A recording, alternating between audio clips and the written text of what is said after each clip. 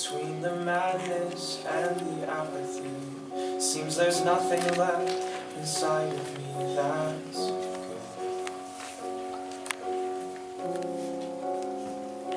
'Cause I've been high. That memorial was truly something. Bullshit. You can say it was bullshit.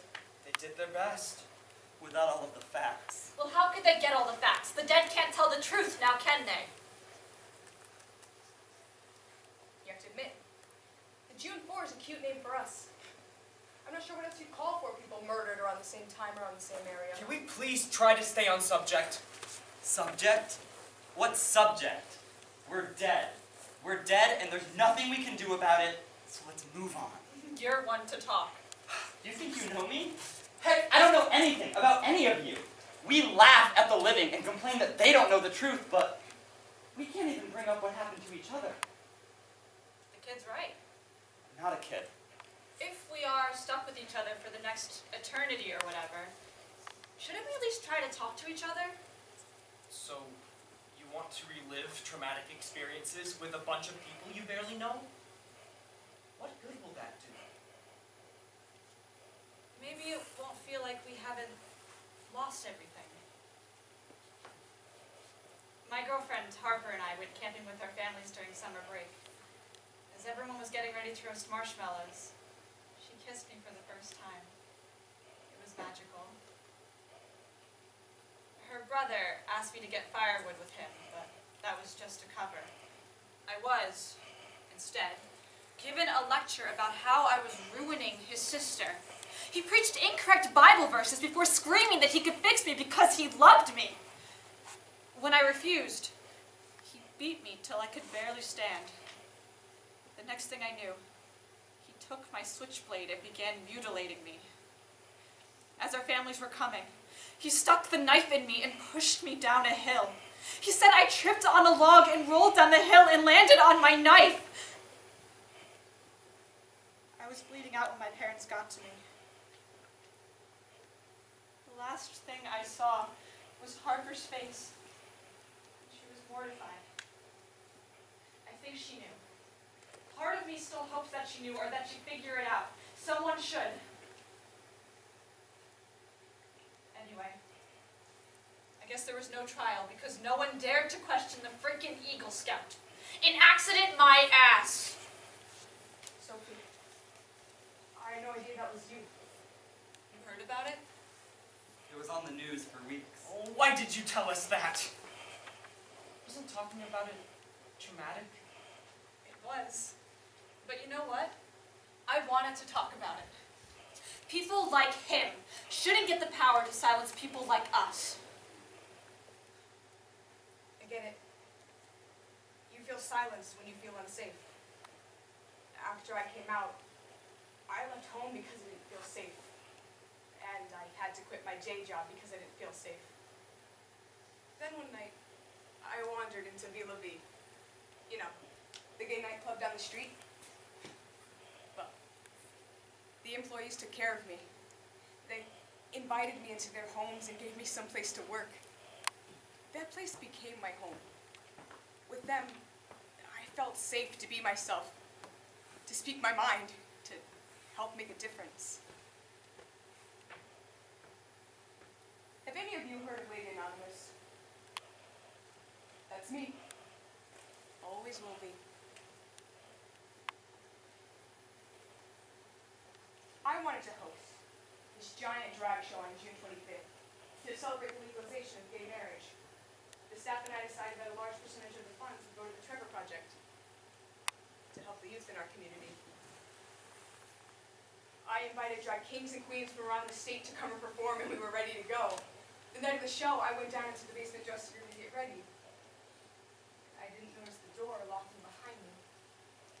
The handle was hot and smoke was filling the room. The staff couldn't break down the door or pull me out the window that was 10 feet off the floor.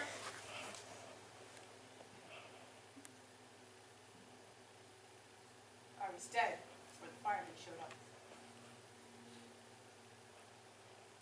The club got threats every day for a month leading up to that day, and I wanted to keep going because I knew how important it was to everyone.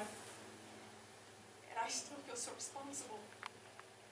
That place, that beautiful place, it's gone because of me. It's not your fault. Did the police know anything about the threats? Oh, they did. They just didn't care enough about us to look into it.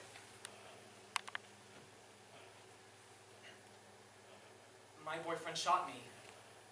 What? Well, Fred and I were dating for a while. In secret, actually. We were always so careful about holding hands or even looking at each other in public for too long. After we graduated, I told him that I wanted to tell just one person. He got mad at me and told me not to tell anybody, not a single soul.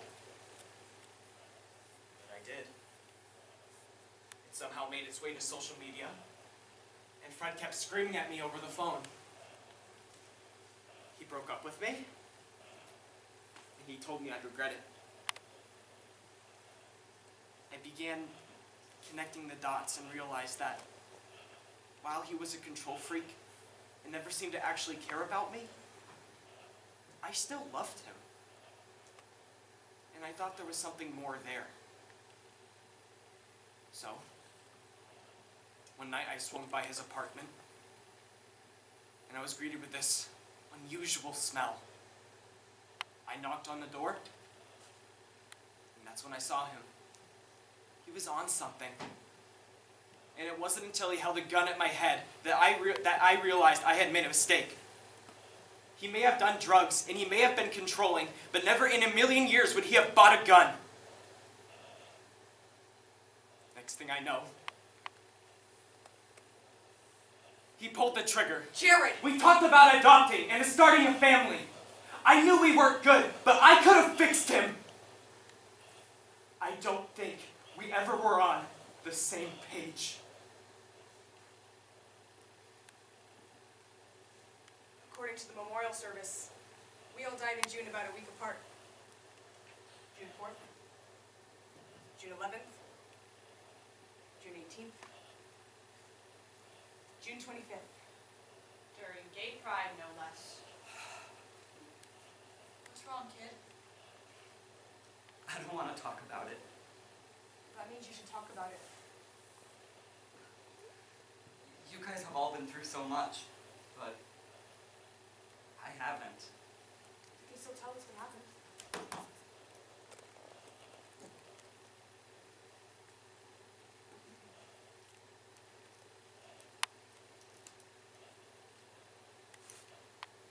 When people know that you don't like playing sports, but you can quote theater by heart, they assume that you're gay.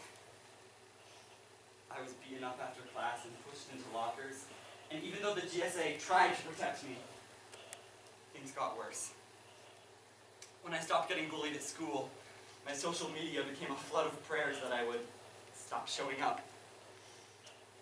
I expected nothing less from my conservative town. I was tired of getting beaten up after school, mocked on the bus, and stalked everywhere that I went. So I made a choice. For once in my life, and I did something that I'm not proud of. You killed yourself? Why would you do that? It's the 21st century. You should know that it gets better. Does it? Is that why Sophie is speaking at her graduation in May? Is that why you're performing in June? Is that why Jared and Fred, was it, are adopting soon? It doesn't get better for everybody. That memorial service was bullshit. We aren't just the June 4.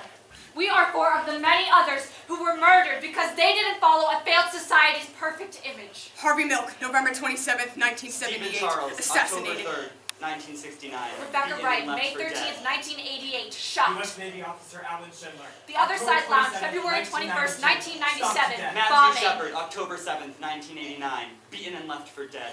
The Pulse nightclub, June 12, 2016. Mass shooting. Dana Martin, January 6, 2019. Shot. Channing Smith, Shot. September 23rd, 2019. Bullied to the point of suicide. Sophie Hall, stabbed to death by my girlfriend's homophobic brother. Jared Smith, June 11th, 2019. Shot in the head by my drug-abusive boyfriend. Anson Tucker, June 18th, 2019. Bullied so badly, I hanged myself. Kurt Kelly, June 25th, 2019. Burned alive in my own home. We were all ordinary people. We had ordinary lives. We had dreams. We were keeping to ourselves. But we didn't fit into your world. But we didn't follow the norm. We were living our best lives. And because we couldn't stand up for ourselves, You decided that we were less deserving of a life than you. I hope you remember us when you read your scriptures. I hope you remember us when you chug your lemonade. Or fight for your subpar chicken sandwich. or when you chill in certain hotel rooms. Because at least someone should learn from what happened to us. It is only a matter of time until the next June 4th! And then they will be forgotten. And the cycle will keep going. But we have to hope. Change can come unexpectedly. Not if they don't remember. They have to. Will they? They have to.